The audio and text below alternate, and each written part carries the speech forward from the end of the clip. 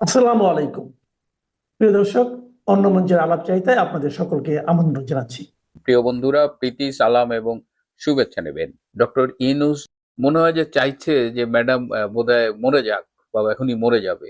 এদিকে গতকাল মানে বাংলাদেশের ইতিহাসে এটা খুব রেয়ার ঘটনা যে একই দিনে ক্যাবিনেট মিটিং বা উপদেষ্টা পরিষদের সভা, আবার ওই দিনেই একনেকের মিটিং। তো গতকাল দুটো মিটিংই হয়েছে, দুটো মিটিংয়েই ডক্টর ইউনূস বেশ দীর্ঘ বক্তব্য রেখেছেন এবং উপদেষ্টা পরিষদের মিটিংয়ে তিনি বলেছেন যে এখন আর অন্য কিছু ভাবনার সুযোগ নাই। এখন একটাই ভাবনা, ওনার সুস্থতা, ওনার সুস্থতা, ওনার সুস্থতা। তিনবার বলেছেন। তার মানে ডক্টর ইউনূসকে এখন এই খালেদা জিয়ার এই অসুস্থতার মুহূর্তে বেশ নির্ভার মনে হচ্ছে এবং অন্য কিছু ভাববার সুযোগ নাই। মানে কি, এই ডিসেম্বরে তো ফেব্রুয়ারি নির্বাচনের তফসিল ঘোষণা করার কথা। আমরা কি তাহলে অন্য কিছু ভাববার সুযোগ নাই বলে নির্বাচনী ভাবনা থেকে সরে যাব? এদিকে বিএনপির চাপের মুখে এবং অনেকটা বিএনপির সহানুভূতি অর্জনেরও একটা মানে এক ঢিলে দুই পাখি মারার মতো ব্যাপার। ডক্টর ইউনূস তার উপদেষ্টা পরিষদ হঠাৎ করে বেগম খালেদা জিয়াকে ভেরি ভেরি ইম্পর্টেন্ট পার্সনের স্ট্যাটাস দিয়ে তার জন্য এসএসএফ নিয়োগ করেছে। এই এসএসএফ কেন নিয়োগ করা হলো এটা নিয়েও অনেক আলোচনা সমালোচনা চলছে। ভিডিও ক্লিপে দেখলাম যে এভার কেয়ার হাসপাতালের সামনে ব্যারিকেড বসানো হচ্ছে, সম্ভবত ভিড় এড়ানোর জন্য, অথবা যদি কোনো কিছু ঘটে যায় তাহলে যাতে কর্মী নেতাদের একটা হ্রাস নিয়ন্ত্রণ করা যায়, এটাও হতে পারে। দুটো ইন্টারেস্টিং খবর দিই। একটা হলো যে যারা মনে করছেন বেগম খালেদা জিয়া বোধহয় মারা গেছেন, তাকে রাখা হয়েছে, অনেকে এটা নিয়ে কথা বলছেন এবং আমাকে অনেকে জিজ্ঞেস করছেন, তাদের অবগতির জন্য জানাচ্ছি যে গতকাল রাত থেকে বেগম খালেদা জিয়ার অবস্থার সামান্য উন্নতি হয়েছে। তিনি যে অক্সিজেন নিচ্ছিলেন 50%, সেটা কমে 35%-এ নেমেছে। যে ওষুধটা দিয়ে তার হার্টের ফাংশন কন্ট্রোল করা হচ্ছিল, সে ওষুধের মাত্রা অনেক কমানো হয়েছে। এখন মূল চ্যালেঞ্জটা হয়েছে যে তার যে ইনফেকশনটা হয়েছে, যে ইনফেকশনের সাইড ইফেক্টস এর কারণে আরো সমস্যা হচ্ছে, সেই ইনফেকশনটা জন্য তো ট্রিটমেন্ট চলছে, অ্যান্টিবায়োটিক দেওয়া হচ্ছে। এখন অ্যান্টিবায়োটিকটা আসলে কাজ করবে কিনা, যদি অ্যান্টিবায়োটিক কাজ করে তাহলে হয়তো তিনি সুস্থ হয়ে উঠতে পারেন, যদিও এখন কোনো কিছুই বলা যাচ্ছে না। বাট এটা একটা বিষয়। আরেকটা বিষয় হলো, আপনারা খেয়াল করেছেন যে ভারতের প্রধানমন্ত্রী নরেন্দ্র মোদী তার এক্স হ্যান্ডেলে টুইট করেছেন এবং তিনি খালেদা জিয়ার দ্রুত আরোগ্য কামনা করেছেন এবং তিনি আরো বলেছেন যে প্রয়োজন হলে ভারত তার সাধ্যমতো যে কোনো সহায়তা করতে রাজি। এই টুইটটা দেখে বিএনপি শিবিরে একেবারে আনন্দের বন্যা বয়ে গেছে। এটা আমার কাছে খুবই ইন্টারেস্টিং মনে হচ্ছে। যে দলটা উঠতে, বসতে, শুইতে, ঘুমাইতে, দাঁড়াইতে ভারতকে গালাগালি করে, যাদের রাজনীতিই হলো ভারত বিরোধিতা, সেই দল ভারতের প্রধানমন্ত্রীর এক্স হ্যান্ডেলের একটা টুইট দেখা মানে সারা দেশে আনন্দের বন্যা বয়ে গেছে। এবং সাতক্ষীরায় গতকাল মিছিল হয়েছে, তোমার ভাই আমার ভাই, মোদি ভাই মোদি ভাই। মানে এই কি ধরনের বন্ডামি! বাংলাদেশে আপনি যদি স্মুথলি সরকার চালাতে চান তাহলে আপনার সবচেয়ে বড় প্রতিবেশী ভারত, তার সাথে একটা সুসম্পর্ক রাখা জরুরি। কিন্তু আপনি একদিকে গোপনে তার অনুগ্রহ চাইবেন, তার সামান্য অনুগ্রহ পাবার জন্য দিল্লি ছুটে যাবেন, তার পায়ের কাছে বসে থাকবেন, আবার তার বিরোধিতা করে আপনি রাজনীতিটা করবেন। এই ভণ্ডামিটা কিন্তু মানে জামাতেরও আছে, বিএনপিরও আছে। জামাত একদিকে এই ভারত আক্রমণ করবে, ফাটায় ফেলবে, আবার ভারতের একটু সামান্য অনুগ্রহ পাওয়ার জন্য এমন কিছু নাই যা তারা করতে রাজি না। তাহলে এই এই হলো আমাদের দেশের ভারত বিরোধী রাজনৈতিক দলের অবস্থান। তোমার ভাই আমার ভাই। অবৈধ ইউনূস সরকারের একের পর এক অবৈধ অর্ডিন্যান্সে যেভাবে রাষ্ট্রপতি চুপ্পু বিনা প্রশ্নে তার সই দিচ্ছেন, তাতে একটা প্রশ্ন স্বাভাবিকভাবে উঠছে যে রাষ্ট্রপতি চুপ্পু আসলে কার লোক? তিনিও কি ভেতরে ভেতরে সেনাপ্রধান ওয়াকারুজ্জামানের মতো ছদ্মবেশী জামাতি, নাকি বন্দি সম্রাট শাহজাহানের মতো নখদন্তহীন লাচার একজন মানুষ সম্রাট শাহজাহানকে বাধ্য হয়ে নিহত প্রিয়পুত্র দারা শিকোর কাটা মুন্ডু দেখতে হয়েছিল? আর রাষ্ট্রপতি শাহাবুদ্দিন চুপ্পু জানতেন অপরাধ ট্রাইব্যুনাল প্রধানমন্ত্রী শেখ হাসিনাকে মৃত্যুদণ্ড দেবেই, তবু তিনি সেই অর্ডিন্যান্সে সই করেছিলেন। আমার কিছু দর্শক বলেছিলেন সই না করে তার উপায় ছিল না, স্বেচ্ছায় নয়, তিনি বাধ্য হয়েছিলেন অর্ডিন্যান্সে সই করতে, না করলে তার প্রাণ সংশয় হতে পারত। এই যুক্তি আমার কাছে খুব একটা গ্রহণযোগ্য মনে হয়নি, ছেদও মনে হয়েছিল। এই ছেদও মনে হওয়ার কারণ, রাষ্ট্রপতিকে মেরে ফেললে ইউনূস সরকারের কোনো লাভ নেই, বরং ক্ষতি। দেখুন, যারা ওই অপহরণ করে না, অপহরণ করে যাকে জিম্মি করে রেখে টাকার ডিমান্ড করে, মুক্তিপণ চায়, তাকে কাজ শেষ হওয়ার আগে কখনো মেরে ফেলে না, মারে কাজ শেষ হওয়ার শেষে। তো বাংলাদেশে ইউনূস সরকারের তো কাজ এখনো শেষ হয়নি, কিন্তু যদি জিম্মি না হয়ে চুপ্পু এই সরকারের স্বেচ্ছা অংশীদার হয়ে থাকেন, অর্ডিন্যান্স জারি যদি তিনি স্বেচ্ছায় করে থাকেন, এই সম্ভাবনা কিন্তু একেবারে উড়িয়ে দেওয়ার নয়।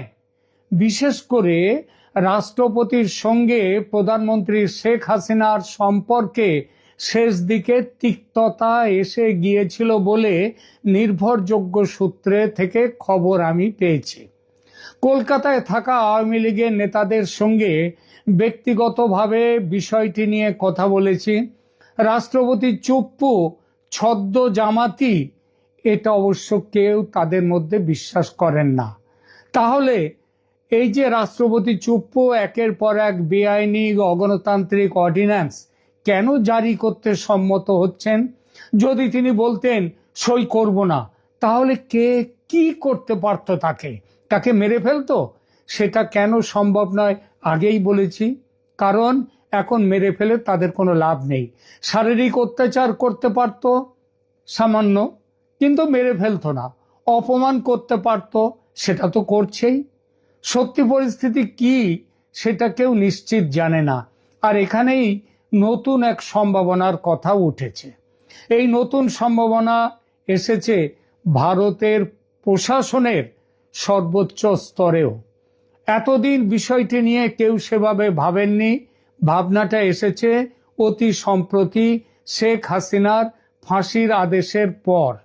এই সন্দেহের জন্ম হয়েছে যে রাষ্ট্রপতি শাহাবুদ্দিন চুপ্পু কি আদৌ বেশ কিছু অর্ডিন্যান্স, বিশেষ করে আন্তর্জাতিক অপরাধ ট্রাইব্যুনালের সংশোধনী অর্ডিন্যান্সে তিনি নিজে সই দিয়েছেন, নাকি তার সই জাল করে কিংবা তার সই ছাড়াই তার নামে জালিয়াতি করে এই অর্ডিন্যান্স গেজেটে প্রকাশিত হয়েছে।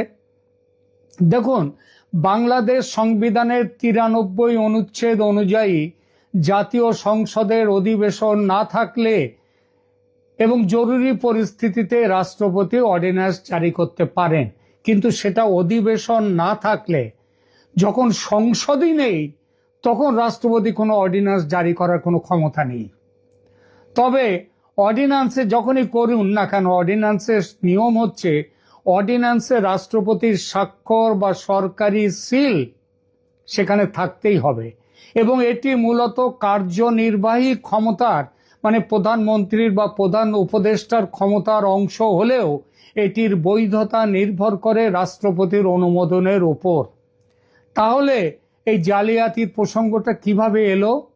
বিভিন্ন সূত্র থেকে রিপোর্ট এসেছে ভারত সরকারের কাছে যে বেশ কিছু অর্ডিন্যান্সে রাষ্ট্রপতির স্বাক্ষর ছিল না, বা সেগুলোর স্বাক্ষর জালিয়াতি করে যুক্ত করা হয়েছে, করে গেজেট প্রকাশিত হয়েছে।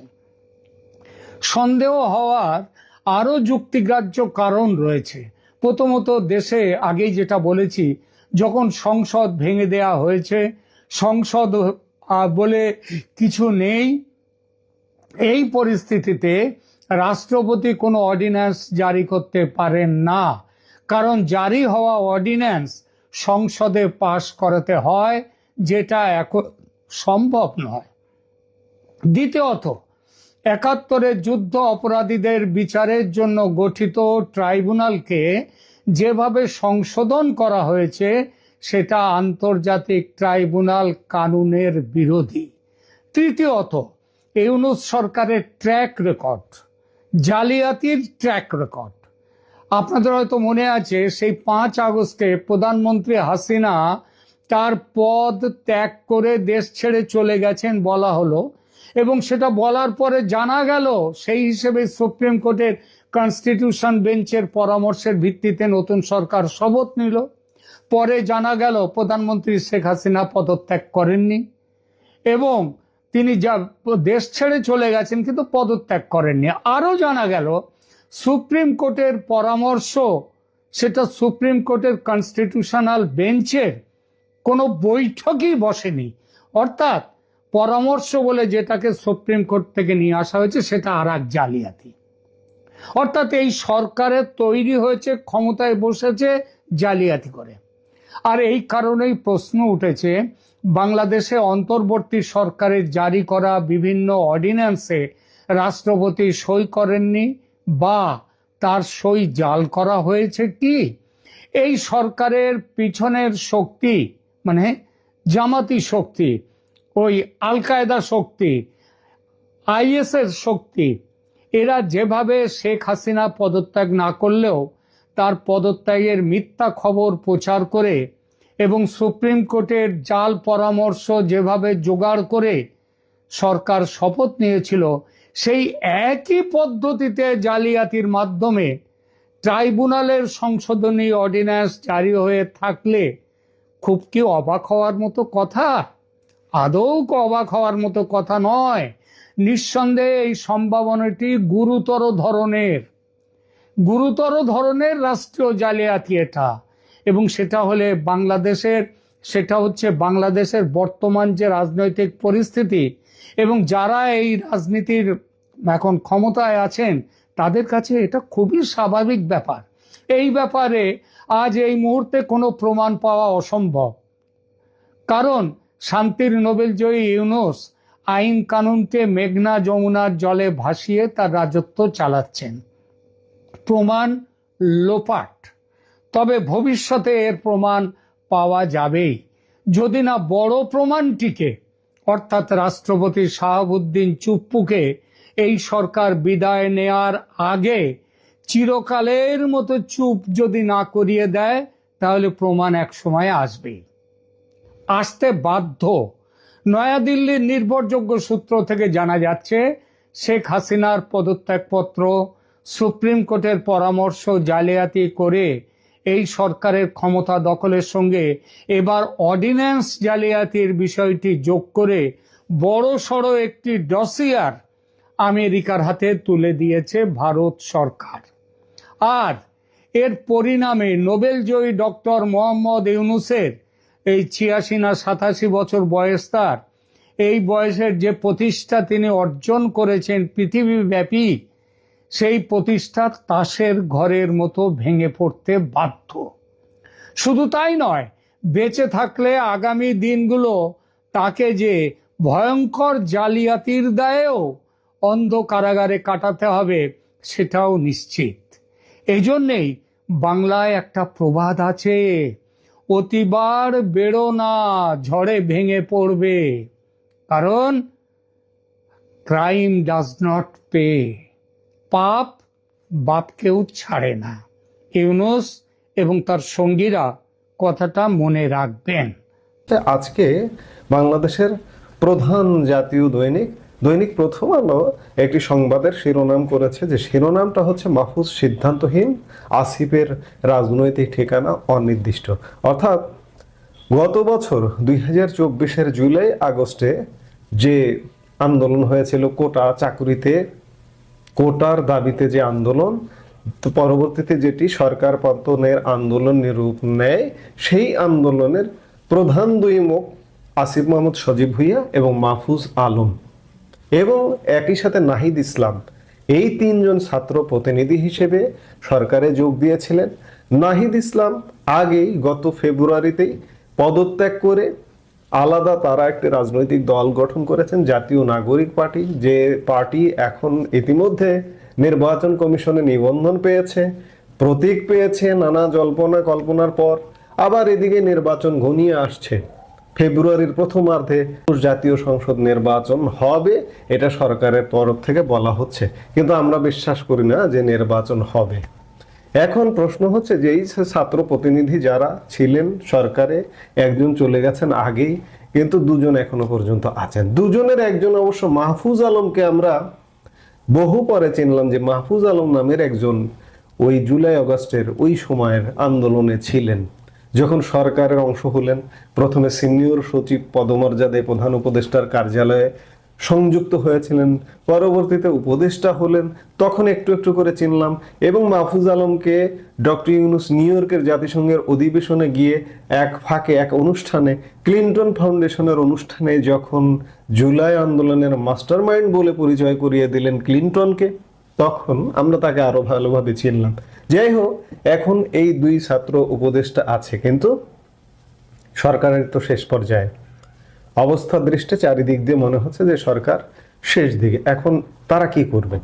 তারা কি নির্বাচন করবেন, নাকি নির্বাচন করবেন না, নাকি উপদেষ্টা পরিষদে থাকবেন? এইরকম একটি রিপোর্ট করেছে প্রথম আলো। দৈনিক প্রথম আলোর খবরে বলা হচ্ছে যে ত্রয়োদশ জাতীয় সংসদ নির্বাচনের তফসিল হতে পারে আগামী সপ্তাহেই। শিক্ষার্থী প্রতিনিধি হিসেবে অন্তর্বর্তী সরকারে থাকা দুই উপদেষ্টা মাহফুজ আলম ও আসিফ মাহমুদ সজীব ভুইয়া পদত্যাগ করে ভোটের লড়াই অংশ নেবেন, নাকি সরকারে থেকে যাবেন, এ নিয়ে রাজনৈতিক অঙ্গনে নানা আলোচনা চলছে। যদিও দুই উপদেষ্টার কেউ এখন পর্যন্ত এ নিয়ে স্পষ্ট করে কিছু বলেননি। তথ্য ও সম্প্রচার মন্ত্রণালয়ের উপদেষ্টা মাহফুজ আলম পদত্যাগ ও নির্বাচন করার বিষয়ে এখনো সিদ্ধান্ত নেননি বলে গত রোববার রাতে প্রথম আলোকে জানিয়েছেন। অন্যদিকে স্থানীয় সরকার মন্ত্রণালয়ের উপদেষ্টা আসিফ মাহমুদ সজীব ভুইয়া ঢাকা থেকে ভোট করবেন, সেটা আগেই জানিয়েছেন। তবে তিনি বিএনপি, জাতীয় নাগরিক পার্টি নাকি স্বতন্ত্র কোন পথে হাঁটবেন সেটা এখনো খোলাসা করেননি। তার রাজনৈতিক ঠিকানাও এখনো নিশ্চিত হয়নি বলে জানা গেছে।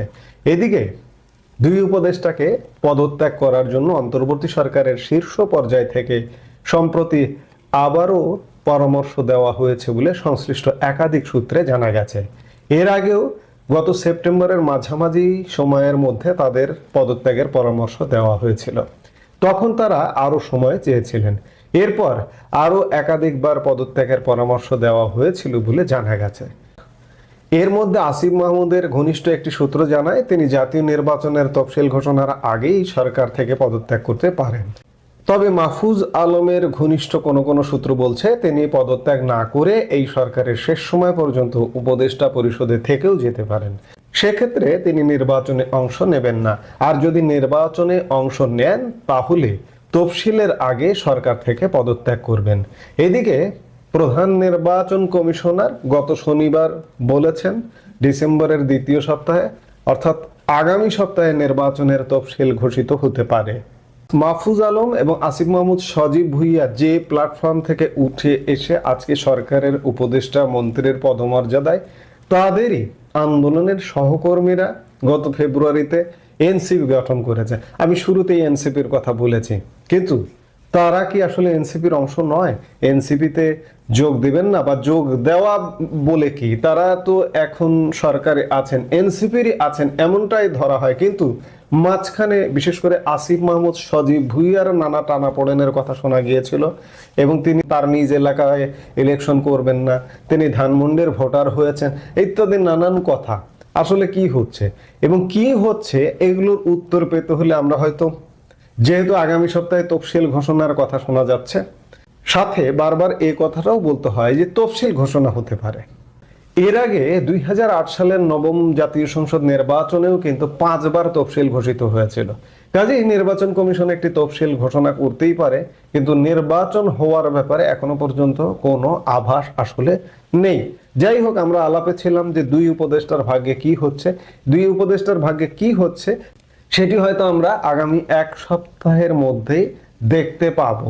সেই দেখতে পাবার জন্য আমাদের নিশ্চয়ই এই সপ্তাহ অপেক্ষা করতে হবে। 2009 সালের জানুয়ারিতে ক্ষমতা গ্রহণের পরে ফেব্রুয়ারির 25 এবং 26 তারিখে বিডিআর এর বিদ্রোহ হয়েছিল এবং 25 তারিখের শুরুতেই 57 জন আর্মি অফিসারকে নির্মমভাবে হত্যা করা হয়েছিল। শেখ হাসিনার সরকার সবে ক্ষমতায় এসেছে এবং সেই সরকারকে বিব্রত করবার জন্যই এই হত্যাকাণ্ডটি সংঘটিত হয়েছিল বলেই অনেকে ধারণা করে। যা হোক, এই নিয়ে তদন্ত হয়েছে, এই নিয়ে আহ, আদালতে বিচার হয়েছে, নিম্ন আদালতে অধিকাংশ মামলার রায় হয়ে গেছে। এই তদন্তের আহ, সেনাবাহিনীর পক্ষ থেকে যে কমিটিটা করা ছিল তার প্রধান ছিলেন সেই সময়ের quarter master general lieutenant general Jahangir Alam Chowdhury, যিনি আজকের এই অবৈধ ইউনূস সরকারের স্বরাষ্ট্র উপদেষ্টা। তো আমরা জাহাঙ্গীর আলম চৌধুরীর একটা ভিডিও ক্লিপ দেখি, পাশাপাশি আসেন আমরা একটু জেনে নিই যে 2009 সালে এই বিডিআর বিদ্রোহ এবং হত্যাকাণ্ডে আসলে কি ঘটেছে। আপনারা খেয়াল করেছেন যে 57 জন আর্মি অফিসার মারা গিয়েছিল, তাদের মধ্যে অধিকাংশই ছিল আওয়ামী লীগের সাথে সংশ্লিষ্ট পরিবারের সদস্য। তো সব মিলিয়ে এটা খুব ক্লিয়ার ইন্ডিকেশন আছে এবং বাস্তবতাটা ছিল যে বিডিআর এর সৈনিকদের মধ্যে তখন এক ধরনের ক্ষোভ তৈরি হয়েছিল। এই যে অপারেশন ডাল ভাত পরিচালিত হয়েছিল 111-এর সময়, সেখানে তারা বিভিন্ন জায়গায় কম দামে খাদ্যপণ্য বিক্রি করেছে এবং কথা ছিল যে সৈনিকরা এই লাভের একটা অংশ পাবে, কিন্তু সেটা তাদের সাথে দেওয়া হয়। এছাড়াও অনেকের বিরুদ্ধে অভিযোগ ছিল তারা সৈনিকদের সাথে ঠিক ভালো ব্যবহার করছে না। সো এইসব কারণে এই বিদ্রোহটি হয়েছিল এবং এই বিদ্রোহের সাথে তখন বলা হয় যে সেই সময় স্থানীয় বিএনপির কিছু নেতা হাওয়া দিছিল আর কি, এটা সার্কামস্টেন্সিয়াল এভিডেন্সে মনে হয়েছে। তো সেই অবস্থায় হঠাৎ করে এই ডক্টর ইউনূস অবৈধভাবে ক্ষমতা দখল করে আবার এই প্রহসনের একটা কমিশন করে দিয়েছে এবং কমিশনের প্রধান ছিল এক সময়ের বিডিআর এর মহাপরিচালক মেজর জেনারেল আ.ল.ম. ফজলুর রহমান। এই ফজলুর রহমান 2001 সালে তিনি যখন দায়িত্বে ছিলেন তখন সিলেট এবং কুড়িগ্রামের সীমান্ত এলাকায় বিডিআর এর সাথে বিএসএফ এর একটা সংঘর্ষ হয়েছিল এবং সেখানে বিএসএফ এর বেশ কয়েকজন সদস্য মারা গিয়েছিল। এইটা নিয়ে পরে ফজলুর রহমান দাবি করেছিল যে তাকে ফিল্ড মার্শাল উপাধি দিতে হবে। আপনারা হয়তো জানেন না যে এই মেজর জেনারেল ফজলুকে আড়ালে আবডালে রাম ছাগল ফজলু বলে এই বাহিনীতে ডাকা হতো এবং সে যে রাম ছাগল ছিল তা বিভিন্ন কর্মকাণ্ডেই আমরা জানতে পারি। এই যে যেমন ফিল্ড মার্শাল, আপনারা জানেন যে সেনা প্রধান যিনি যুদ্ধ করেন তিনি ফিল্ড মার্শাল উপাধিটা পেয়ে থাকেন, যেমন ভারতের মানিক শাহ বা পাকিস্তানের বর্তমান সেনা প্রধান যে আসিম মুনির। কিন্তু বিডিআর এর মহাপরিচালক কি করে ফিল্ড মার্শাল উপাধি দাবি করে সেটা নিয়ে অনেক হাসাহাসি হয়েছে। যাই হোক, এটা নিয়ে আর কথা বলতে চাই না।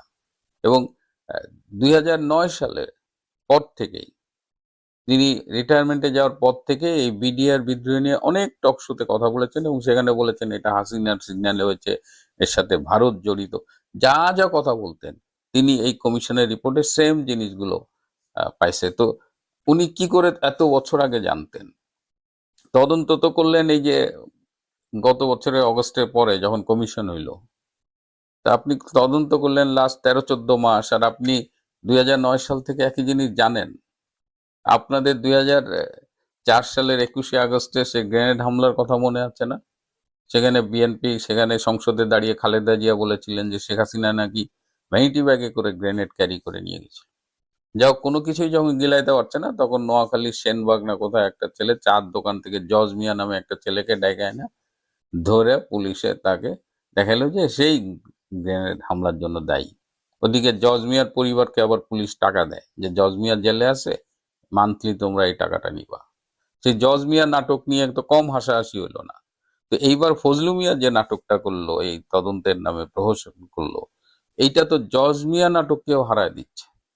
আবার ফজলু মিয়া রিপোর্টটা ডক্টর ইউনূসের হাতে দেওয়ার পরে একটা সংবাদ সম্মেলন করছে, সেখানে সাবেক সেনা প্রধান জেনারেল আজিজ সম্পর্কেও খুব আপত্তিকর কথা বলেছে, মিথ্যে কথা বলেছে।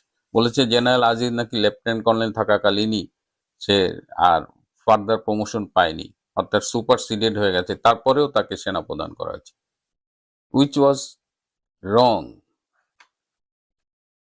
জেনারেল আজিজ আমরা খোঁজ নিয়ে জেনেছি যে তিনি কখনো সুপারসিডেড হননি, তিনি নিয়মিতভাবেই সেনাবাহিনীতে প্রমোশনগুলো পেয়েছেন। আবার তদন্ত করতে গেছে তিনি বিডিআর মিউটিনির, সেখানে আবার জেনারেল আজিজকে টেনে আনছেন।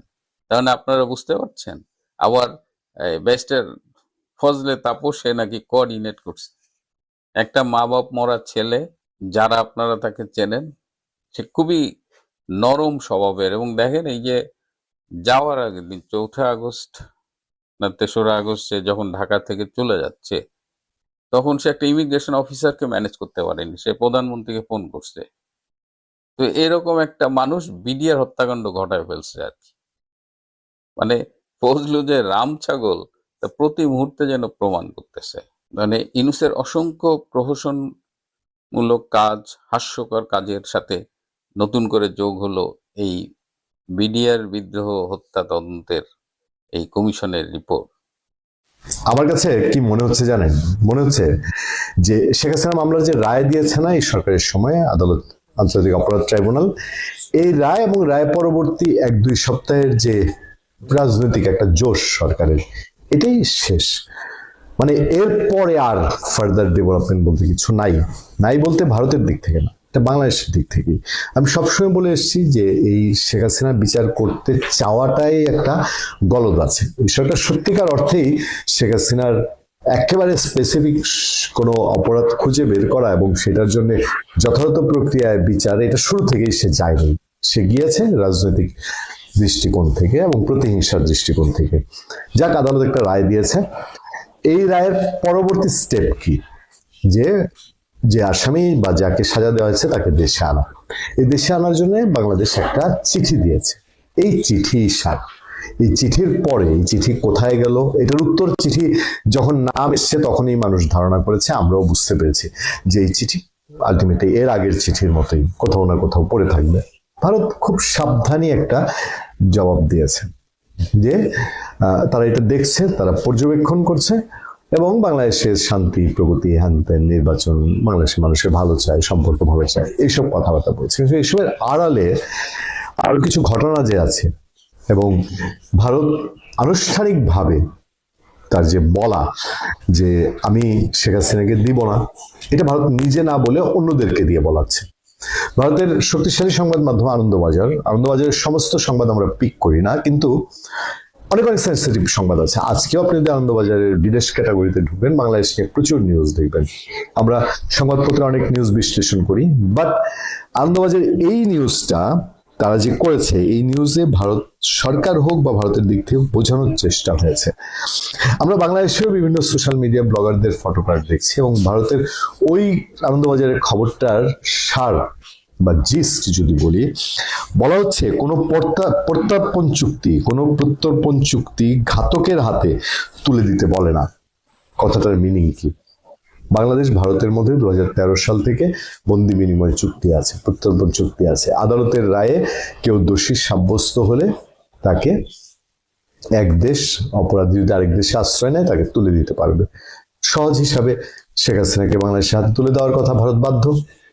ওই চুক্তিতেই একটা ক্লজ আছে, এই দুই দেশের কোনো দেশ যদি মনে করেন যে কোনো অপরাধীকে ওই দেশে প্রতিহিংসামূলক বিচার দেওয়া হচ্ছে আদালতে, তাহলে সে নাও দিতে পারে। ভারত এবং ভারতের সংবাদ মাধ্যম সাংবাদিকরা যা বলছেন তাতে করে তারা এই রায়কে রায় মনে করেন না। তাদের স্পষ্ট স্বীকারোক্তি এবং বিবৃতি আছে, তারা মনে করেন যে এই রায় ঠিক মতো হয়নি, বিচার ঠিক মতো হয়নি। সেই সংবাদের রণধীর জয়সওয়ালের বক্তব্যের রেফারেন্স টেনে বিশ্লেষণ করে বলা হচ্ছে কোনো প্রত্যর্পণ চুক্তি ঘাতকের হাতে তুলে দিতে বলে না। পাশাপাশি একটা খুবই শক্ত বিষয় যেটা ভারতের সংবাদ মাধ্যম অভিযোগ করছে, ভারতের সাংবাদিকরা স্পেসিফিকলি বলছে, ব্যাপারটা খুবই বাংলাদেশের জন্য চিন্তার বিষয়। বাংলাদেশে মৌলবাদী শক্তির উত্থান ভারতের জন্য বিপজ্জনক।